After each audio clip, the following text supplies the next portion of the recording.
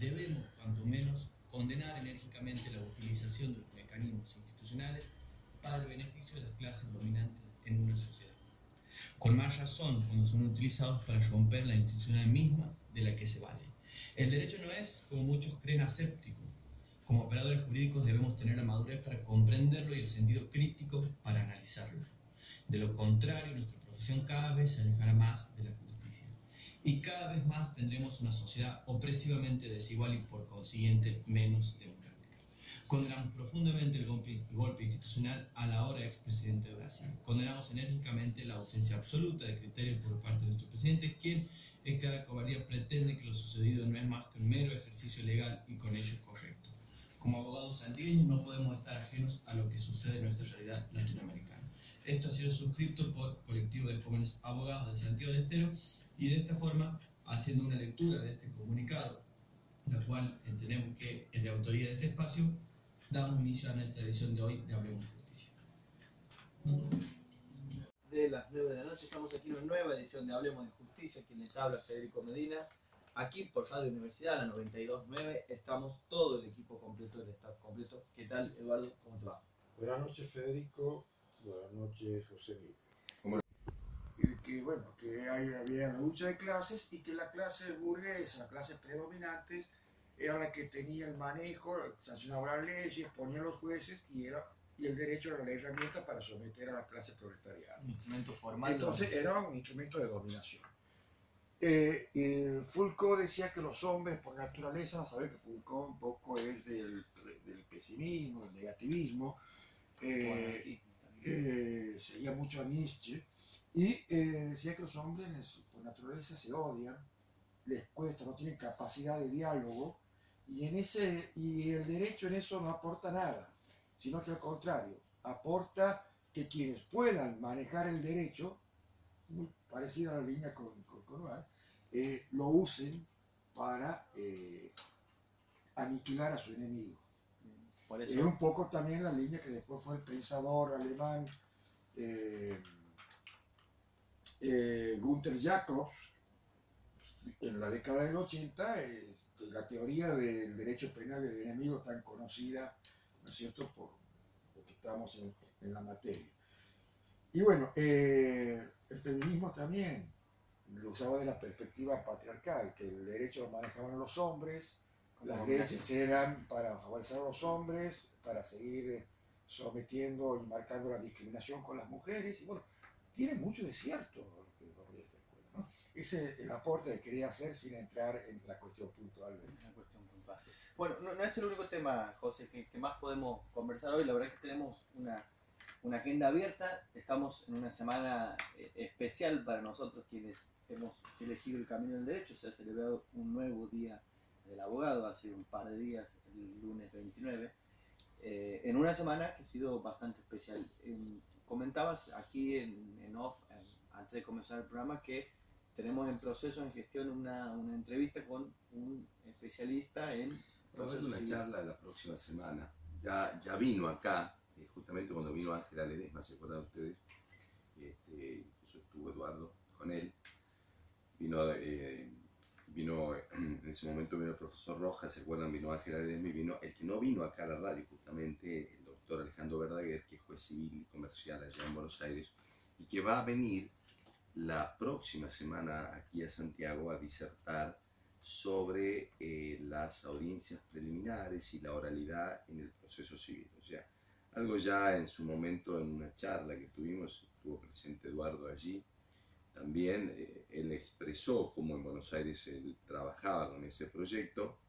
Así que bueno, vamos a tratar de si lo podemos comunicar hoy con él, o bien si el miércoles que viene, porque sé que creo que viene jueves y viernes de la otra semana a disertar aquí en Santiago, ¿no? Y también está confirmado, hablando de los chivos académicos. Bueno, estamos esperando qué bueno eso, lo que va a es decir. muy importante. No, lo que va a decir ahora. Porque lo hemos anunciado la semana pasada y la anterior. Y el miércoles, ¿no? Lo podremos traer para acá. Sí, seguro que va a venir para acá. Esperemos que vaya... Me parece que no estamos hablando de lo mismo. Sí, estamos hablando de lo lo mismo. Yo estoy hablando de un seminario que estará, donde Eduardo estará como docente en la UCSE junto al doctor Musso.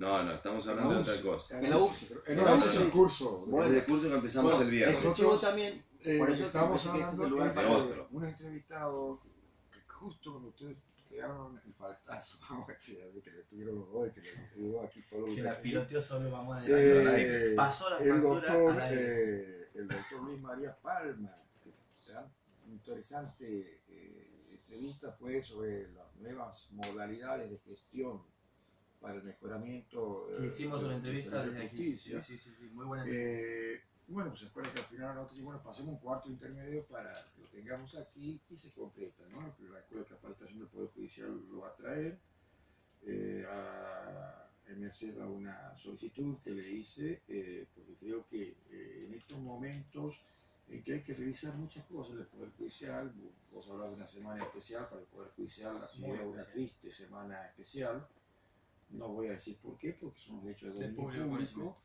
pero que hace que se tenga que rever también los criterios de selección. No quiero decir que esté mal lo que se venía haciendo, al contrario, el funcionamiento del Consejo de la Magistratura lo ha demostrado también como para que el sistema se autodepure a través de los procedimientos constitucionales, justamente con quienes han dejado de pertenecer al fuero como jueces, pero la idea cada vez más fuerte, pero le he elevado como propuesta al Consejo de la Magistratura y también le he elevado como propuesta y aporte a la Sala de Superintendencia del Tribunal Quintrego, del Superior Tribunal, en la cual revitalicemos el artículo 178 infine de nuestra Constitución provincial. Vamos a traducirlo para el Que la parte final del artículo, todavía me olvido que hay que dejar estos. Hay que hacerlo, hay que pero has hecho bien en señalarme. ¿Qué dice esa parte final del artículo 178 que habla en el capítulo del Poder Judicial?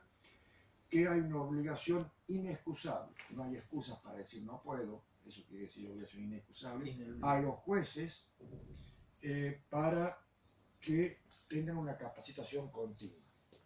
Y cuando habla de capacitación continua, habla de una doble esfera. Capacitar, ¿sí? Capacitarse,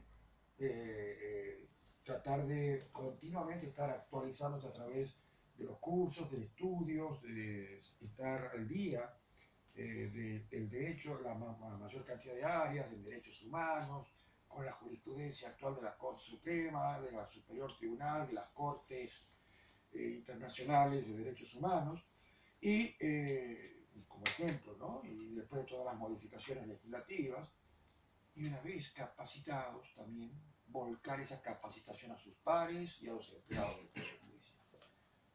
Y al decir obligación inexcusable, está diciendo, cuidado, pues, que si no lo hacen, que se puede ser usado como acusación para una causal de mal desempeño.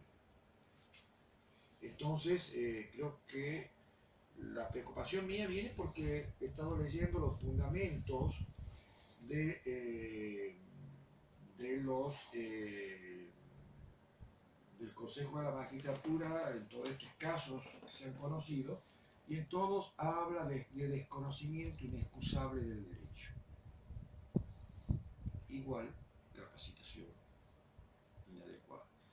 ¿Y qué pasa? Los sistemas de evaluación, he sido consejero muchos años. Sí, y lo hacían inclusive antes de ser integrante. Antes, he sido años en la época también difícil para la justicia, antes de la intervención judicial última, hasta que cesó justamente por la intervención, en la cual también hubo una catarata de problemas. En los casos. ¿Y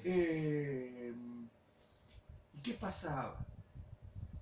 Pero el sistema era todavía más deficitario. Después, con las reformas que se hizo a partir del 2005, fue un sistema de exigentes exámenes, porque muchas veces la gente me decía, un colega que integró conmigo ya en esta segunda etapa, y con la nueva ley del Consejo de la Magistratura y la nueva Constitución, me decía, che, no sé que todo el mundo dice, bueno, pero vos firmaste como consejero de los abogados, me comentaba este colega hoy, ¿qué tal juez este? Es que sí, a veces uno ve en ese momento los antecedentes que tiene, los examina oral y por escrito, los entrevista, y puede ser que justamente el juez en ese momento haya desarrollado, o bien, o les haya tocado en suerte temas que lo dominaban, y quizás haya habido otros que no los dominaban. Es cuando uno iba a rendir, se acuerda que por ahí no llegábamos, y ya llegábamos a dejar las tres últimas bolillas sin mirar, y bueno, si nos tocaba alguna que nos tocaba, teníamos 10, y si nos tocaba otra, capaz que sonaba esa. Entonces lo que sirve para mejorar eso es la creación de una escuela judicial en la órbita del Consejo de la Magistratura, y que a través de leyes y reglamentos se diga que el que pretenda ser juez, para poder inscribirse en un concurso, tenga que tener aprobada las materias de Derecho Judicial y Magistratura que la escuela brinda. Lo mismo en casos de vacancia y de que hay que cubrir por designación directa provisorios, como dice la Constitución, hasta tanto se hagan los concursos por el Poder Judicial, solamente puede hacerla de una lista de letrados que hayan aprobado la Escuela Judicial de la Magistratura. Ello hace también que ya haya una garantía de formación que la pueda dar fe el propio Consejo de la Magistratura. Y otra cosa, a veces los jueces decimos, nos entusiasmamos mucho en quedarnos en nuestros escritorios y decimos, es que si voy a capacitarme no tengo tiempo de atender las causas. Pero ¿qué pasa? Puede pasar los casos. No quiero utilizar una frase que originariamente era de Aristóteles, pero la hizo suya un gran político argentino, que ya no está entre nosotros, y cuando la diga van a saber todos quién es, pero la única realidad de la verdad.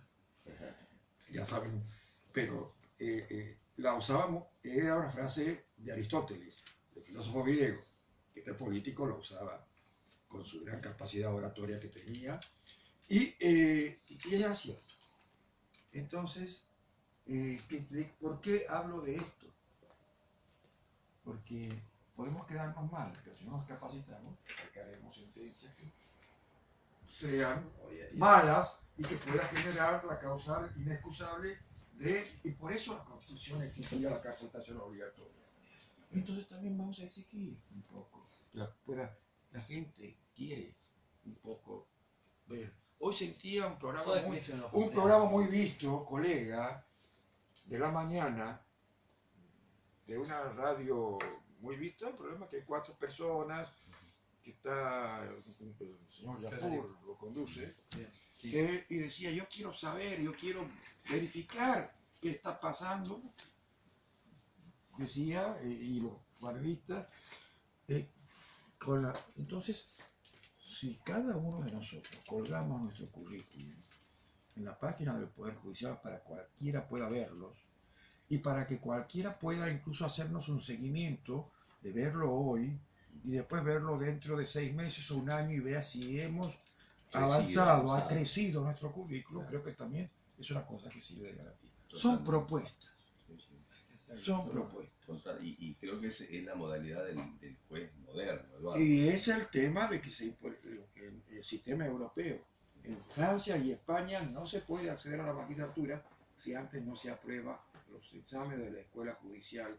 Bueno, podemos dejar esto me parece buenísimo como tema porque viene otro tema a raíz de ese, que es una cosa es la formación, cosa que coincido plenamente en la necesidad de actualización y en la necesidad de que se exija la formación, sobre todo a nivel de escuela judicial, para poder acceder a un cargo, y la otra es cómo, respetando la Constitución y dentro de un marco constitucional, se implementan mecanismos para evaluar la performance, digamos, el desempeño de los jueces en su cargo. Me refiero a moras, cantidad de causas que ingresan, tiempo de resolución. Tienen que ver con muchas cuestiones. Existen. Claro que existen, pero lo podemos dejar para el próximo bloque. En la órbita del Poder Judicial y en el Consejo de la Magistratura. Después vamos entonces al primer bloque y cuando volvamos vamos a hablar de esto. 31 minutos pasan de las 9 de la noche hablando sobre el desempeño en general de los jueces y las formas, los mecanismos que la ciudadanía tiene para conocer cómo se desempeñan y cómo pueden evaluar la performance de los jueces. Algo hemos adelantado, algo hemos deslizado aquí hablando con José y con Eduardo, y por ahí, Eduardo, podías bueno, tirar algo como disparador No, voy a para tirar conocer un poco lo dentro que de todo está, qué es lo posible. está en los Digamos. reglamentos. ¿Qué es lo que está en los reglamentos? Por ejemplo? Que Hablamos de mora. por y que ejemplo. se hace, bueno, eh, el Poder Judicial tiene, dentro de la órbita de las facultades administrativas del Superior Tribunal de Justicia, ¿Entendés? herramientas de contralor de los juzgados. Puede ser en general, sobre todo cuando nos vamos a las migraciones de sistemas procesales, se hacen estadísticas para ver cuántos expedientes estaban en la marcha, cuáles pasan en la transición, etcétera, etcétera, y ahí se hacen controles. Y a veces cuando hay muchas quejas sobre las demoras en algún juzgado y son reiteradas, por lo general la sala lo que busca es mandar una especie como Auditoría. que se llama auditoría, en donde van funcionarios Bien. del Superior Tribunal, comandado por uno de los vocales, que están bajo la supervisión de uno de los vocales, y empiezan a auditar las causas, es decir, causa por causa, cuándo ha entrado, cuánto ha demorado. A veces se ven si las demoras son propias del juzgado o sea, son tiene que ver con demoras de lo que comúnmente se llama recursos, o a veces, entre comillas, chicanas de las partes para dilatar las causas cuando hay a veces abusos, ¿no es cierto?, del ejercicio del derecho de defensa, con presentaciones impertinentes o lo que fuera. Y en base a eso se hacen recomendaciones. Ahora, si se detecta alguna cuestión grave, como si no se hubieran enterado porque el juez Alarcón alertó, como contó hoy en su entrevista a la mañana, que advirtió irregularidades serias En esta radio. penales, pero se advierte en esa auditoría, entonces los auditores comunican a la misma sala que si son cuestiones que se pueden solucionar con correcciones disciplinarias de su atribución, Bien. que digamos no tienen entidad para una causal de mal desempeño y de pedir la apertura de juicio político, se las resuelve mediante exhortaciones, mediante lo que está ahí en el reglamento interno y en la ley orgánica del tribunal. Si la cuestión es más grave, escapa a la órbita del Superior Tribunal, que gira, como ha pasado en estos casos, al Consejo de la Magistratura. Bien. Esa es una de las formas. A su vez, en la ley del Consejo de la Magistratura también prevé las comisiones de supervisión. Cuando ven también que hay denuncias que no alcanzan a abrir, porque es una sanción grave la apertura de juicios políticos, tiene que haber realmente cuestiones muy graves para que el Consejo diga: vamos a pasar a la función de acusador y vamos a pedir al Superior Tribunal que integre el jurado de enjuiciamiento conforme establece la norma constitucional para que sea juzgado y desaforado y pierda su calidad de juez, que es la única forma de remover un juez si no es por renuncia. Entonces, esto son los mecanismos. El Consejo puede mandar una comisión integrando por cada uno de los estamentos que lo componen, uno del Poder Judicial, de sus miembros, otro de los abogados de la matrícula y otro de la Cámara de Diputados, hace más o menos parecido al proceso de auditoría, ¿no? Y informar después al Consejo y eventualmente el Consejo informar al Superior Tribunal. Esos son los mecanismos de control. Una pregunta. En nuestra provincia, ¿cuáles han sido las últimas experiencias en relación a juicios políticos? ¿Cuándo se han La realizado? última, puedo hablarlo porque esa época tuve que hacer el rol de acusador porque representaba, no había casi jueces titulares post-intervención, y para ser integrante del Consejo de la Magistratura, los camaristas y los defensores y los miembros del Ministerio Público tenían que tener carácter de titular, entonces eran reemplazados los que vendría a ser hoy de los jueces de cámara que dice la Constitución por un vocal del Superior Tribunal de Justicia, que no era el presidente, y del Ministerio Público por el fiscal general. Y hubo el último el último jurado de enjuiciamiento se realizó a una defensora pública. Se acuerda que, bueno, había mostrado unas conductas que muy comprometían mucho al Poder Judicial, a la confianza pública, porque prácticamente abandonó de atender a sus defendidos, porque, bueno,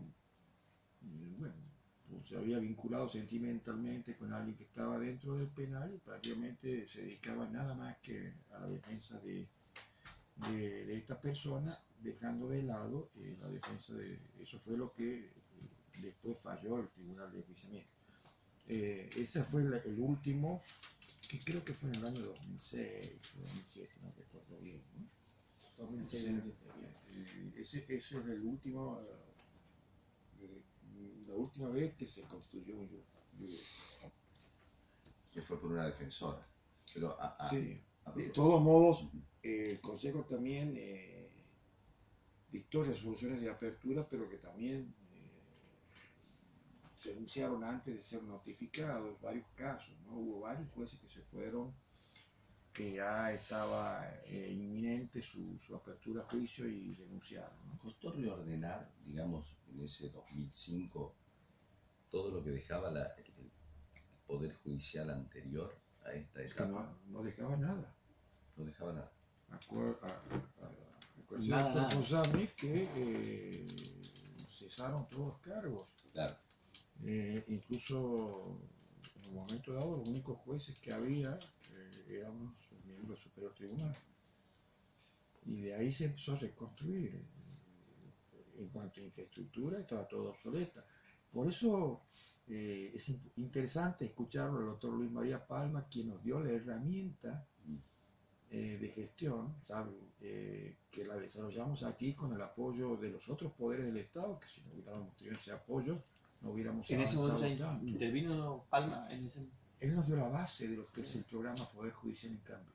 Porque no recuerdo que en la entrevista que hicimos con él se haya hecho notar esto. La verdad que no me acuerdo que lo hayamos dicho al aire. Sí, ¿Sí? Ah, acuérdense bien. que usted no estaba. No. Bien, porque lo escuché.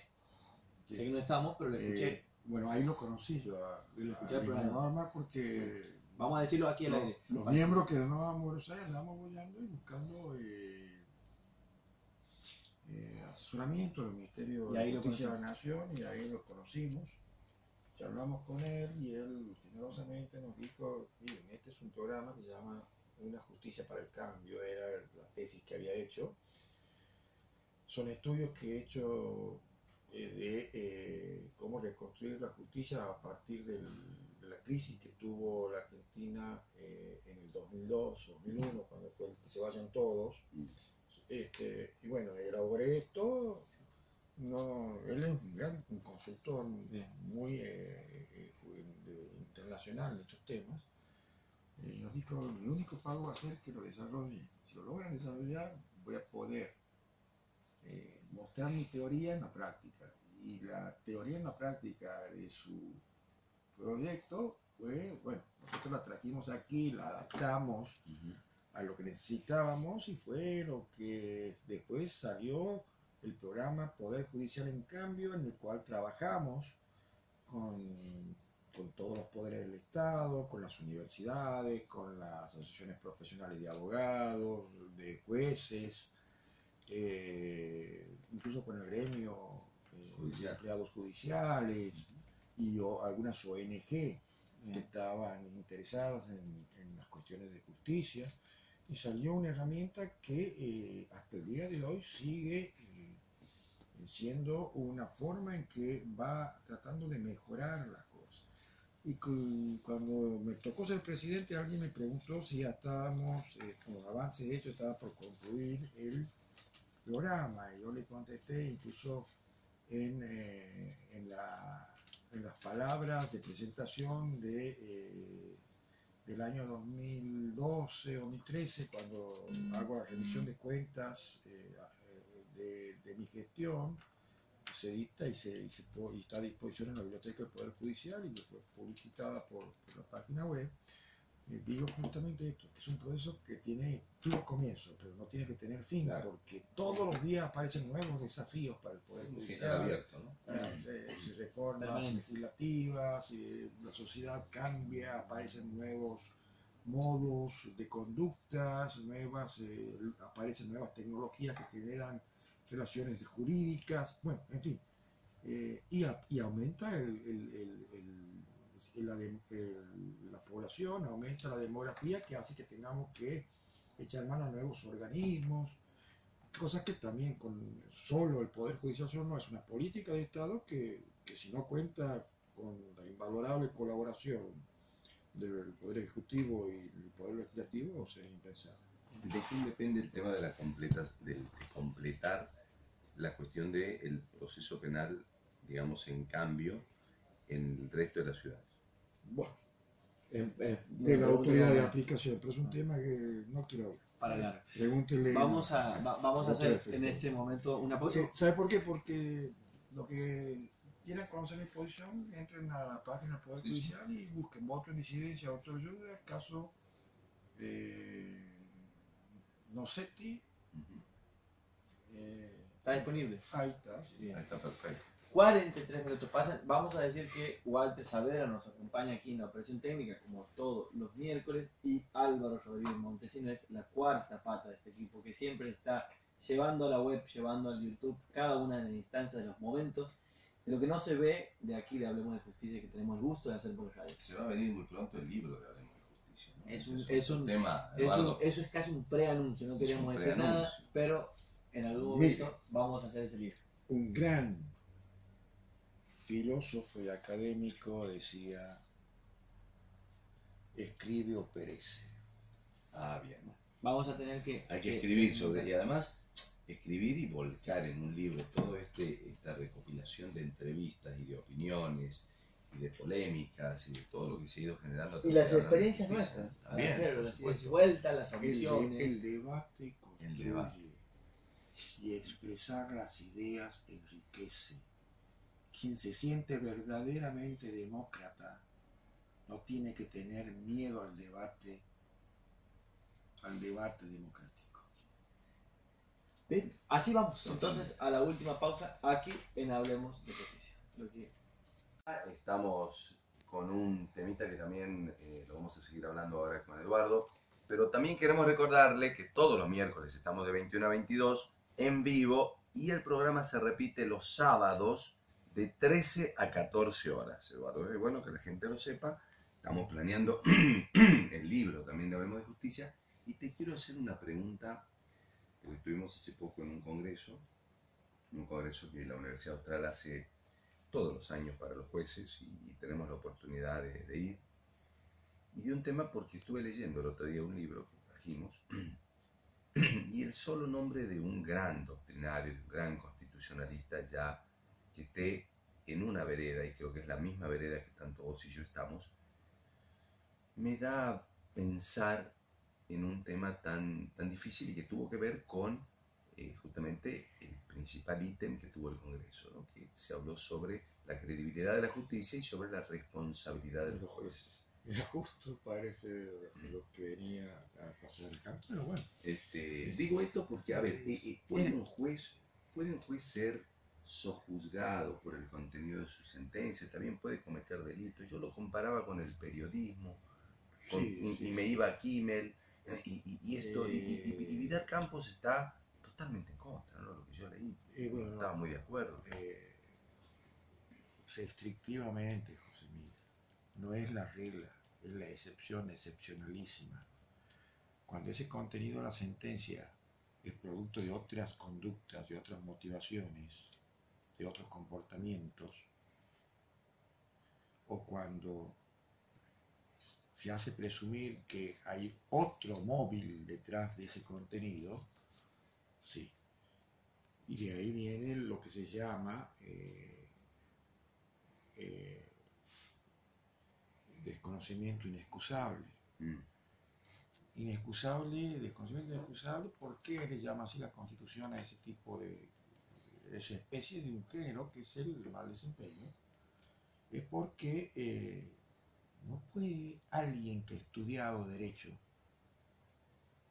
así haya estudiado mal, justificarlo de ningún modo. Hay cosas que no se pueden justificar. Es lo mismo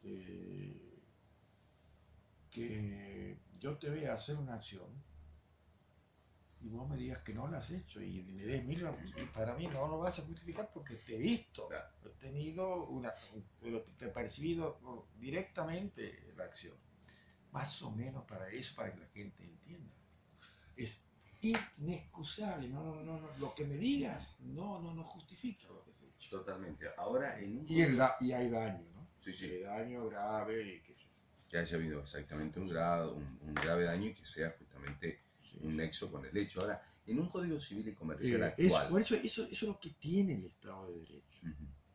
Que no hace falta tomar medidas extraordinarias que puede afectar la institucionalidad de una provincia, por ejemplo, si es capaz la institución del Estado autodepurarse, es porque está funcionando.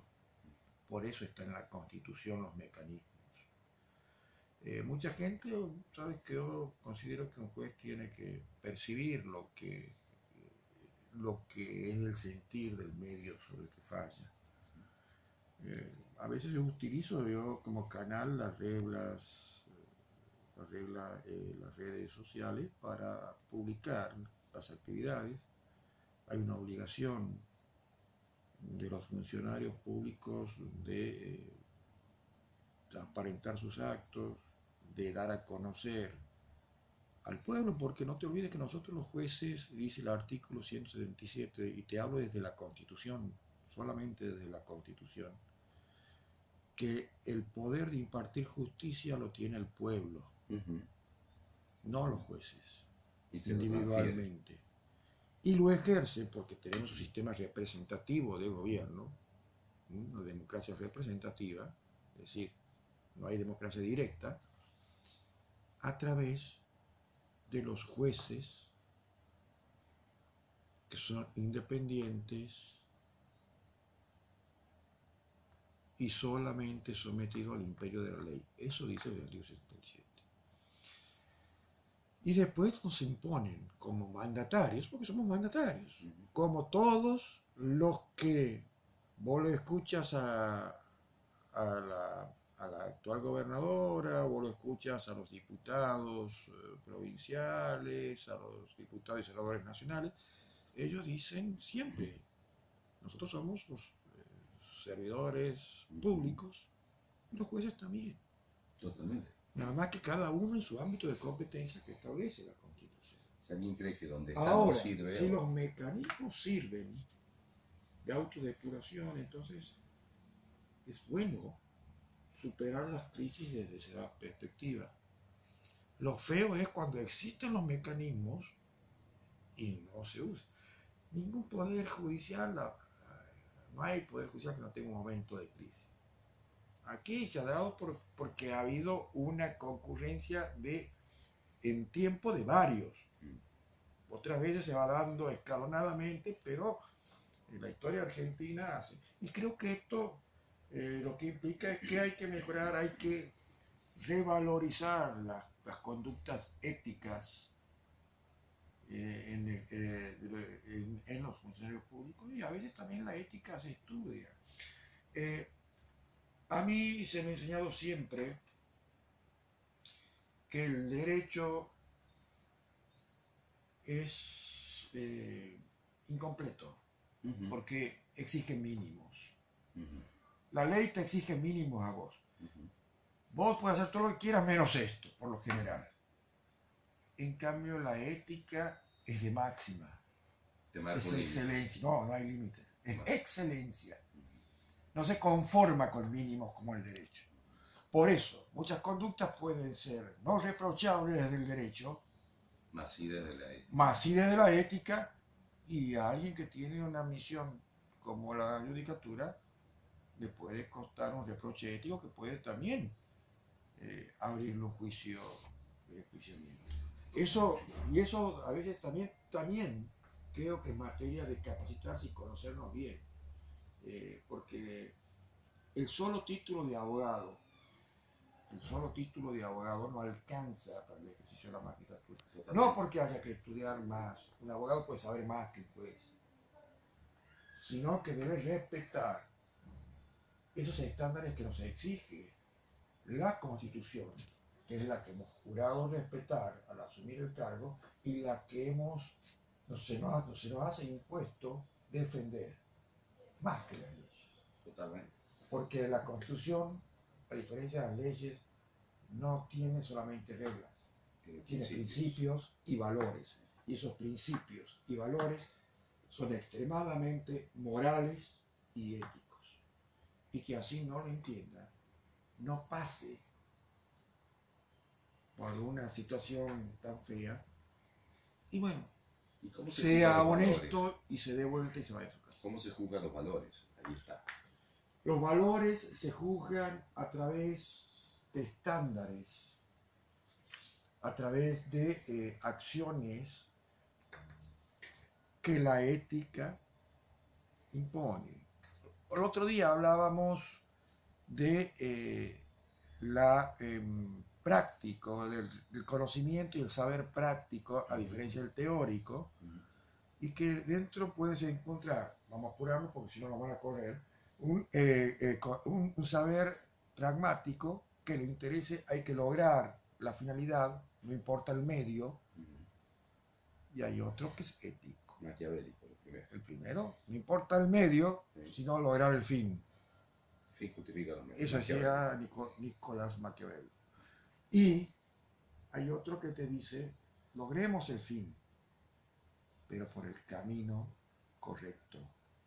Si es más fácil lograr el fin, el otro es utilitario, Sí. por eso se llama utilitario, de la utilidad, de Bentham. John Smith, Bentham.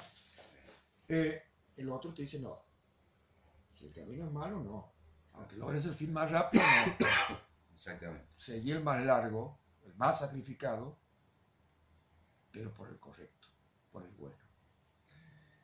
Esto es Hablemos de Justicia, estamos con Eduardo Yugdar, ya se fue Federico, pero por eso estamos cerrando ya en lo que es este programa y en estos temas que hemos abordado. Los esperamos el próximo miércoles a las 21, pero recordándoles que la repetición de este programa está el sábado a las 13 horas. Nos vemos el miércoles, Eduardo. Nos vemos el miércoles y saludamos a todos nuestros oyentes y Dios quiere, estamos de nuevo charlando estos temas. En Hablemos de Justicia. Un abrazo, chao.